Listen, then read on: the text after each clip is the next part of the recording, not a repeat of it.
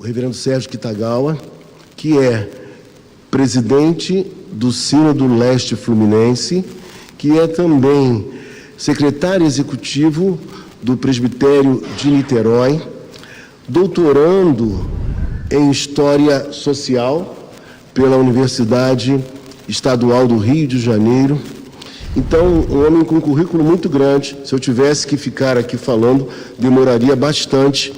Mas eu não digo acima, mas eu digo além de todo esse currículo maravilhoso que ele possui. É um homem de Deus, é alguém que a gente viu crescendo na igreja, fomos companheiros, irmãos, que trabalhamos juntos na igreja de Icaraí e podemos, na verdade, testificar da pessoa que ele é, do irmão, do crente, do amigo leal. E nós estamos felizes por tê-lo entre nós. Eu quero convidar ao púlpito o reverendo Sérgio Kitagawa.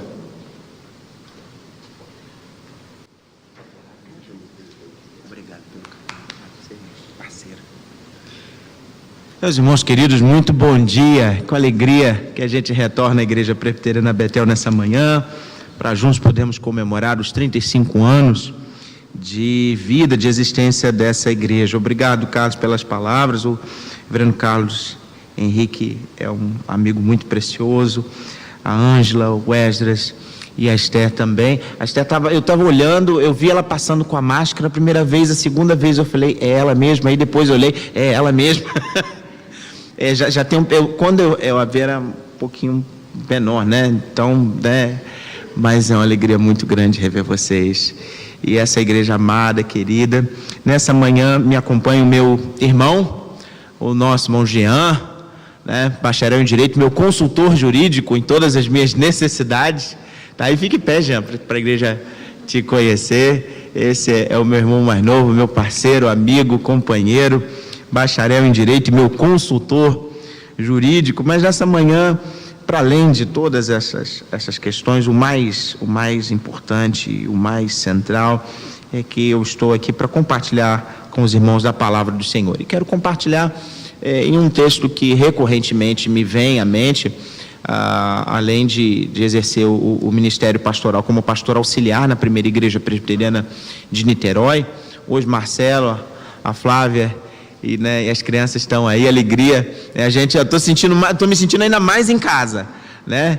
Para além da presença dos amigos, dos queridos, o Isaías e a Maurício, que a gente trabalha junto aí no presbitério, o Ricardo, querido também, e a presença dos irmãos nos alegra para a gente poder se sentir ainda mais em casa. Mas há um texto que recorrentemente tem me batido o coração, para além do ministério pastoral que eu tenho exercido na primeira igreja como pastor auxiliar do reverendo Fernando Cabral, e assim eu aproveito para, em nome do nosso pastor, reverendo Fernando, em nome do conselho da primeira igreja, que é a igreja mãe, né, louvar a Deus pela vida da igreja Betel, e trago então o meu abraço, e assim em nome do presbitério do sínodo também. Mas há um texto que me vem à mente como historiador, como professor de história, ao mesmo tempo que pastor, que é o texto de Ageu, capítulo 1. E nós vamos nos concentrar em apenas uma parte do texto, em uma frase, mas eu queria ler com você por uma questão de contextualização, obviamente, porque texto sem contexto é pretexto, né, gente? Mas Ageu, livro do profeta Ageu, capítulo 1, eu vou ler alguns versículos, de 1 a 7, mas nós vamos nos concentrar apenas em uma frase do texto, tá bom? E diz assim a Sagrada Escritura, por intermédio do profeta Ageu, no capítulo 1, verso 1 ao verso de número 7. No 2º ano do rei Dario, no 6º mês, no 1º dia do mês, veio a palavra do Senhor por intermédio do profeta Ageu, a Zorobabel, filho de Salatiel, governador de Judá, e a Josué, filho de Josadaque, o sumo sacerdote, dizendo: assim fala o Senhor dos Exércitos. Este povo diz: não vem ainda o tempo em que a casa do Senhor deve ser edificada. Veio, pois, a palavra do Senhor por intermédio do profeta Ageu, dizendo: acaso é tempo de habitardes vós em casas apaineladas, enquanto esta casa permanece em ruínas? Ora, pois, assim diz o Senhor dos Exércitos: considerai o vosso passado. Tendes semeado muito e recolhido pouco. Comeis, mas não chega para fartar-vos. Bebês, mas não dá para saciar-vos. Vestivos, mas ninguém se aquece. O que recebe salário, recebe para pô-lo num sactel furado. Assim diz o Senhor dos Exércitos. A igreja, por favor, considerai o vosso passado. Vamos orar ainda mais uma vez. Espírito Santo de Deus, a igreja é tua, o servo é teu, e a palavra foi inspirada pelo Senhor. Por isso que seja o Senhor a falar aos nossos corações nessa manhã, para a honra e glória de Jesus Cristo, nosso Redentor. Amém. Pelo que eu perguntei ao Carlos ali, dia 2 de maio, não é isso? 2 de maio. A igreja tem um ano a mais que você, Jean. Jean nasceu no dia 3 de maio de 88. A igreja então foi organizada em 87. É isso mesmo? 2 de maio de 87. Interessante, no nosso presbitério nós temos algumas igrejas organizadas em maio. A Igreja Presbiteriana do Sinai, a Igreja Presbiteriana Betânia, a Igreja Presbiteriana Betel, e agora no nosso presbitério, recém-chegada, a Igreja Presbiteriana de Itaipu, onde eu vou estar hoje à noite, todas organizadas no mês de maio. Mês de maio é mês da família, mês das noivas e mês das igrejas presbiterianas de Niterói. Queridos, o senso comum vai dizer que quem vive de passado é museu. Eu confesso que eu não tenho como não ficar ofendido com essa expressão, porque como professor de história que eu sou, eu visito constantemente o passado, né? E sou professor na rede estadual, então de certa forma eu vivo de passado, né? Parte do meu salário vem do passado. Mas para além dessas brincadeiras, meus irmãos, lidar com o passado na vida prática, no dia a dia, nós temos diferentes formas de lidar com o passado, e algumas dessas formas não são as melhores. Tem pessoas que não gostam de falar do passado, porque a dor e o sofrimento foram tão fortes que elas se esquivam de voltar a falar naquilo que tanto machucou o coração delas. Para outras pessoas, passado é relembrado com mágoa, com rancor, e parece que elas estão presas ao passado, e elas vivem do passado, de forma que é como se nada tivesse mudado. Tem gente que quando conta o passado parece que está revivendo o momento e o ódio. Tem outras pessoas que vivem das glórias do passado. São aquelas pessoas saudosistas, sabe? Que não conseguem ter presente no presente. Ah, no tempo de fulano. Ah, porque naquela época. Ah, porque quando era assim. Nada do que acontece hoje agrada, nada satisfaz. E eu tenho uma pergunta para você, meu irmão, minha irmã, que está aqui nessa manhã, comemorando os 35 anos desta igreja. Como é que você lida com o seu passado? Não importa qual a sua idade, não importa mesmo se você é mais novo ou bem mais experiente, não importa qual a sua origem, não importa qual a sua conta bancária, eu pergunto para você, agora, nesse momento, como é que você olha para aquilo que ficou para trás? Se é que você olha. A profecia que foi proferida pelo profeta Ageu tem um trecho muito curioso que se repete no versículo 5 e no versículo 7, trazendo uma ideia que vai se repetir por todo o livro, ainda que não com essas mesmas palavras. A profecia ela foi entregue por volta de 520 anos antes de Cristo. Depois que passaram décadas, o povo de Deus foi exilado na Babilônia, nós conhecemos a história. Os judeus, eles tinham se desviado da palavra do Senhor, foram vencidos em batalha pelos babilônios e eles foram levados para fora de sua terra. Lá eles não foram escravos, como muitas vezes se equivoca. A escravidão foi o que aconteceu no Egito. Na Babilônia, pelo contrário, alguns inclusive tinham vida regalada, tanto que quando os persas derrotam os babilônios e finalmente através do rei persa Ciro há um decreto que permite que os judeus voltem à sua terra, muita gente nem volta, muita gente fica. Mas aqueles que voltaram, segundo nos conta as escrituras, tinham recomeçado a reconstruir o templo de Jerusalém, porque na batalha com os babilônios o templo tinha sido queimado, tinha sido destruído, 70 anos haviam se passado, e agora eles precisavam reconstruir a cidade, os muros, inclusive o templo. Mas a oposição externa, os inimigos externos, e mesmo o desânimo interno, fez com que o povo abandonasse o projeto por mais ou menos 17 anos. Deus então ele levanta o profeta Ageu para profetizar e para incentivar o povo a reconstruir o templo na esperança de trazer grandes bênçãos para aquele povo. Considerável parte daquelas pessoas tinha focado nas suas vidas pessoais. Elas pensavam muito em si mesmas, na possibilidade dos lucros. Deixaram a casa de Deus, abandonaram a devoção a Deus, intencionalmente esqueceram os projetos de Deus e cuidavam única e exclusivamente do seu presente, como eles julgavam melhor. É por isso que o texto vai falar, tá vendo? Vocês estão vivendo bem, vocês estão vivendo vida regalada, estão em casas apaneladas, enquanto a casa do Senhor, ela está aí numa situação ruim. E aí elas são chamadas a considerar o passado. Considerai o vosso passado. Literalmente, essa expressão é um chamado, é uma convocação a colocar o coração sobre os seus próprios caminhos, ou seja, a pensar seriamente sobre o que eles estavam fazendo.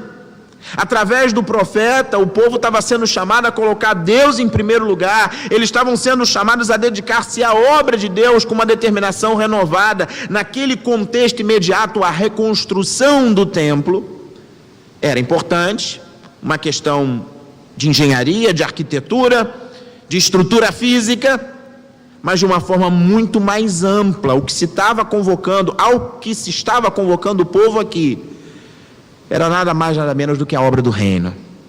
A obra de Deus, os planos de Deus, a vontade de Deus, o desejo de Deus para o seu povo. Revisitar o passado é uma estratégia muito usada por Deus no plano da redenção.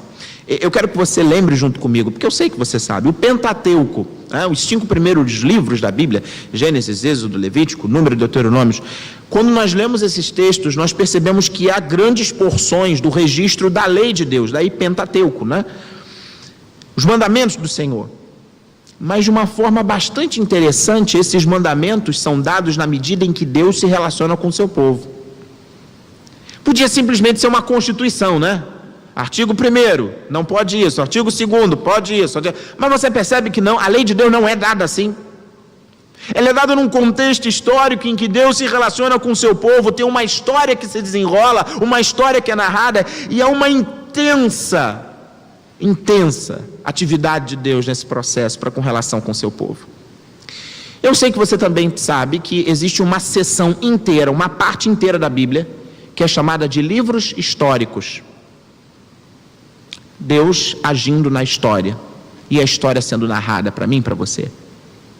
O Salmo 136, um dos salmos mais lindos das Escrituras, recorre ao uso da memória para repetir o chamado. Eu acho que todo mundo conhece, você sabe de cor, você pode repetir comigo: rendei graças ao Senhor, porque Ele é bom, porque a sua misericórdia dura para sempre. O Salmo 136 tem muitos versículos, e você vai ver que essa frase é repetida a cada um dos versículos. Mas sabe como é que o Salmo faz?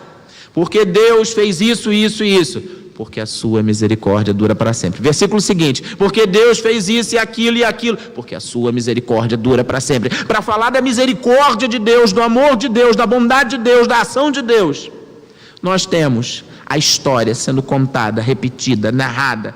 Considerai o vosso passado. A cada verso a gente tem uma parte da história de Israel e chega-se sempre à mesma conclusão: a misericórdia de Deus dura para sempre. Novo Testamento, Pedro e João tinham sido presos por causa da cura de um coxo e da pregação do Evangelho, está narrado lá em Atos capítulo 3. E depois que eles foram soltos, a igreja se colocou em oração. Eles foram soltos e a igreja vai, é alegre e ora. Essa oração está registrada em Atos capítulo 4. É uma das orações que mais me tocam na Bíblia, porque quando você vai ler a oração, você percebe que aquele povo começa a narrar, a recapitular tudo o que havia acontecido com Jesus. E eles chegam à convicção de que a história estava escrita por Deus e eles precisavam de intrepidez para cumprir a missão que havia sido dada por Deus a eles. Na Epístola aos Filipenses, Paulo ele vai contar parte da sua história, lá no capítulo 3 de Filipenses, contando que ele tinha sido instruído aos pés de Gamaliel, que ele era benjamita, que era fariseu de fariseus. E aí, depois que ele conta a sua história, lá no finalzinho do capítulo 3, ele chama a gente a deixar as coisas que para trás ficam e olhar para as que estão adiante, para seguir o prêmio da soberana vocação em Cristo Jesus. À luz de todo esse contexto das Escrituras, de todo esse contexto canônico, nós somos chamados hoje, irmãos, como Igreja Presbiteriana Betel, como servos do Senhor, você, na sua experiência, na sua existência, individualmente, cada um de nós, a revisitar o passado, mas a revisitar o passado sob a perspectiva de Deus, a revisitar o passado de acordo com a vontade de Deus, porque é somente olhando para o passado como Deus quer que nós olhemos, é que nós temos condição de seguir adiante, experimentando o que de novo e maravilhoso Deus tem para nós. Hoje nós somos chamados a considerar o nosso passado, à luz das Escrituras. Ele nos ordena: considerai o vosso passado. Hoje nós somos chamados a considerar o nosso passado, porque nas mãos de Deus o passado é um instrumento de aprendizado, em primeiro lugar. Quem nós somos, como nós somos, tem a ver com o nosso passado. Ele é uma parte indissociável das nossas vidas. O passado não pode ser apagado. Ele existiu. Ele aconteceu. Refletir sobre os erros e acertos é parte de uma estratégia eficaz de crescimento, de amadurecimento, de desenvolvimento. Refletir sobre o que nos fizeram de bom ou de mal também faz parte. Tem o seu valor para nós entendermos quais são os caminhos que não devem ser trilhados e quais devem ser trilhados. Saber o que não se quer é tão importante quanto saber o que se quer. Deus é aquele que nos ensina a contar os nossos dias para que nós alcancemos coração sábio. Nas mãos de Deus, o passado é instrumento de aprendizado. Mas hoje nós somos chamados a considerar o nosso passado, não somente porque ele é um instrumento de aprendizado, mas também porque nas mãos de Deus o passado é um instrumento de bênção. Se existe algo maravilhoso na humanidade, feita à imagem e semelhança de Deus, é a capacidade de ter empatia. E a experiência nos faz bênção na vida dos filhos, dos nossos filhos. A experiência nos faz bênção na vida dos nossos irmãos, dos nossos amigos, do nosso próximo. Quando nós temos a bênção de compartilhar do nosso passado, não com vaidade, não com arrogância, mas com um desejo sincero de ver o outro crescer, de o outro experimentar as suas lutas e vencer, porque a experiência que você viveu pode ser a pílula de esperança para quem sofre. Você pode ter sido escolhido para ser a companhia amiga daquele que precisa passar pela mesma experiência que você passou, ou por situação semelhante. Nas mãos de Deus, passado é instrumento de bênção. Mas o passado não é somente um instrumento de aprendizado e instrumento de bênção. Hoje nós somos chamados a considerar o nosso passado, porque nas mãos de Deus o passado é um instrumento de cura. Deixa eu te falar uma coisa, meu querido, minha querida. Fugir do passado não é o melhor caminho. Porque quando nós fazemos isso, nós nos tornamos fugitivos de nós mesmos. E nós aumentamos a nossa fraqueza. Lidar com o passado é importante, porque como é que a gente vai tratar daquilo que a gente não consegue diagnosticar? Como é que a gente vai tratar se a gente não tem um diagnóstico preciso do problema? E remédios muitas vezes precisam ser colocados nas feridas ainda abertas, porque sem que isso seja feito, a infecção traz a morte. Diante de Deus, nós podemos colocar tudo o que somos, tudo o que temos E eu quero lembrar a você, e eu sei que você sabe, que o nosso Deus, Ele nos conhece completamente, mais do que nós mesmos. O nosso Deus é aquele que sonda as nossas mentes, o nosso coração, é quem nos purifica, quem nos justifica, quem nos santifica. E nas mãos de Deus, passado é instrumento de cura, porque Ele cura ainda hoje. E hoje nós somos chamados a considerar o nosso passado, porque de fato ele é um instrumento de aprendizado, de fato ele é um instrumento de bênção, mas nas mãos de Deus, o passado é um instrumento de construção do futuro. Hoje nós somos chamados a considerar o nosso passado, porque nas mãos de Deus, o passado é um instrumento de construção do futuro. Deus tem um propósito para você. Alguns costumam dizer que Deus sonha. Bem, teologia é uma coisa boa, uma coisa ruim ao mesmo tempo, né? Teólogo é chato, rapaz, porque a gente fica... Na nossa limitação de linguagem, às vezes dizer que Deus sonha fica mal compreendido. Deixa eu explicar, porque eu e você, nós somos capazes de sonhar num sentido de pensar em possibilidades que podem ou não acontecer, não é verdade? A gente sonha, eu sonho que daqui a 10 anos aconteça isso ou aquilo. A gente pode sonhar e pode ou não acontecer. E sonhar é muito bom, porque sonhar é olhar para frente, é olhar para aquilo que nós desejamos ser, onde nós queremos estar. O combustível para uma vida com propósito é o sonho. Quem para de sonhar, para de viver. Mas o problema todo de dizer que Deus sonha é que, estritamente falando, Deus não sonha como a gente. Porque se eu e você podemos sonhar em algo que pode ou não acontecer, o nosso Deus tem planos, projetos muito bem estabelecidos e vão acontecer, quer você queira, quer não. Quer você ache que o melhor para a sua vida é isso ou aquilo, ou não. Deus executa os seus planos, Ele executa os seus projetos, a sua boa, perfeita e agradável vontade. Que bom! Olhando para o passado, às vezes eu falei assim, se Deus tivesse me atendido nisso, tinha dado ruim. Que bom que Ele não atendeu. A gente só consegue ver isso depois. Na hora a gente não vê. Eu sei que é difícil lidar com isso, não é tão simples assim, é claro. Não estou falando de coisas que são simples, irmãos. Eu não estou aqui junto com vocês de forma alguma minimizando os sofrimentos do presente, não. A gente não consegue enxergar, nós somos limitados. Agora, Deus, de uma forma tão bondosa, tão misericordiosa, porque Ele é maravilhoso e bom, Deus nos chama a sonhar.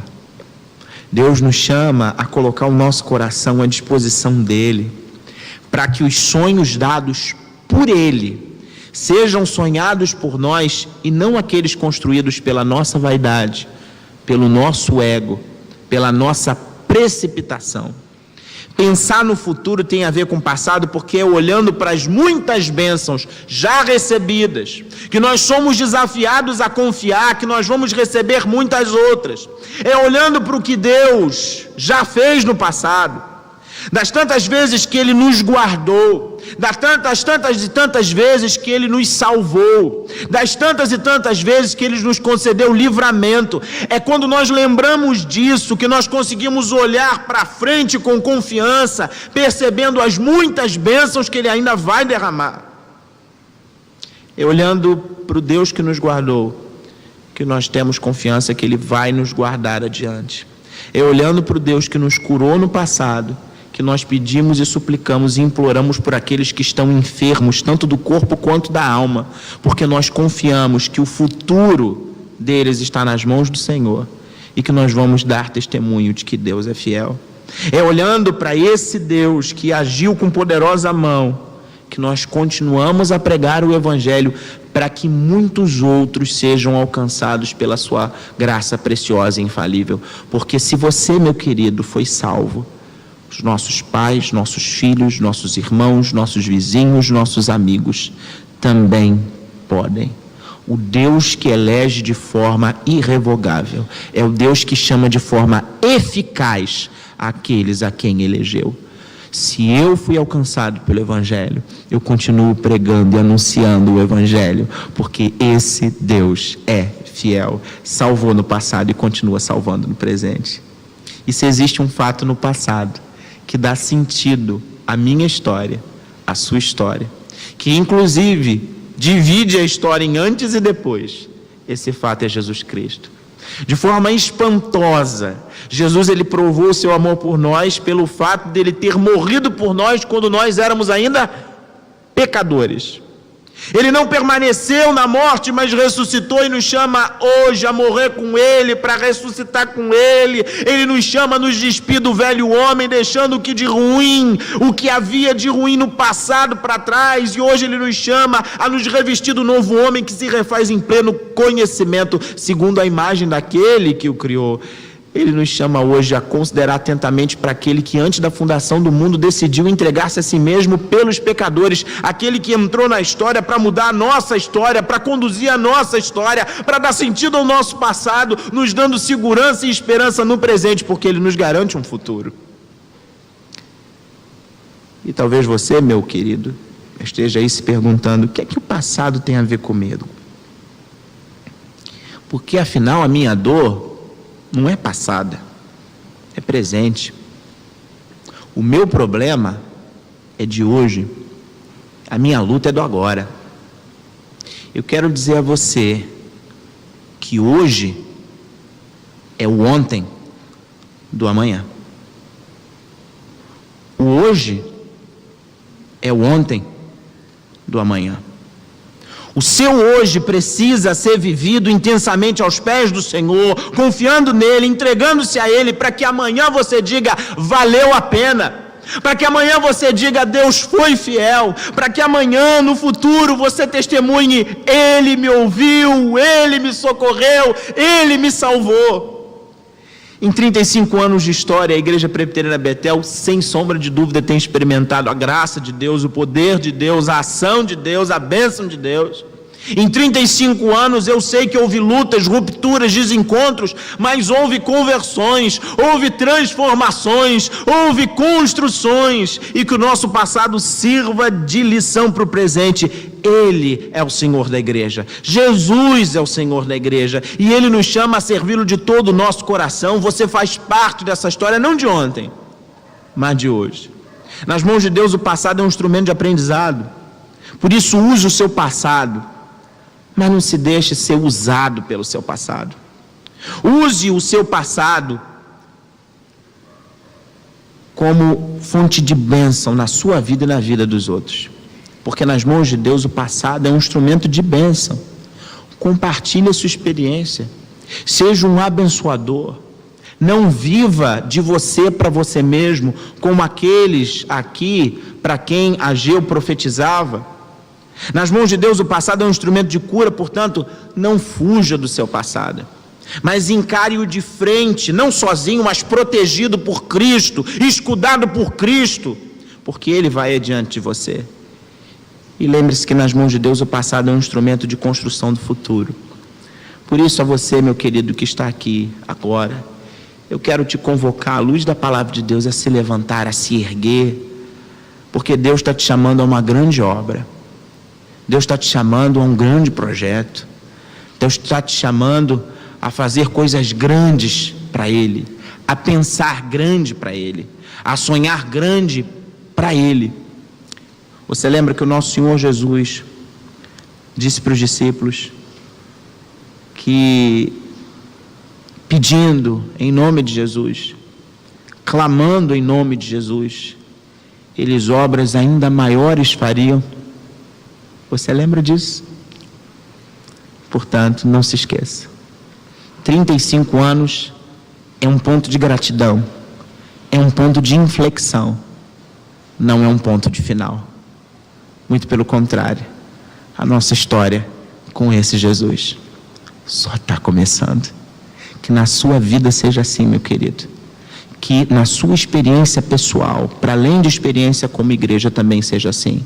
E que você seja um instrumento de bênção na vida de muitas pessoas, compartilhando desse passado maravilhoso que lemos nas Escrituras, que não é só um passado, é um presente e é o nosso futuro, porque Jesus foi, é e sempre será o Rei dos Reis, o Senhor dos Senhores, o Senhor dessa igreja, o Senhor da sua vida.